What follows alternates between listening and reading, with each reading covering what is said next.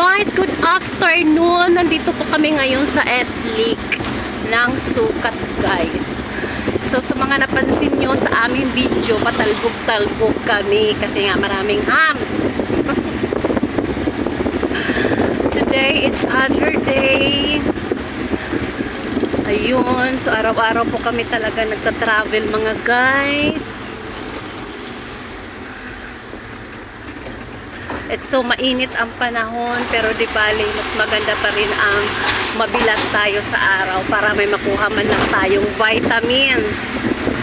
Kailangan din natin magbilad, no? Hindi yung palagi na lang tayo nakasilong kasi kailangan din natin ang ating balat. O, diba? May natutunan na naman kayo sa akin. Charis. So, ayan guys, apakaganda dito.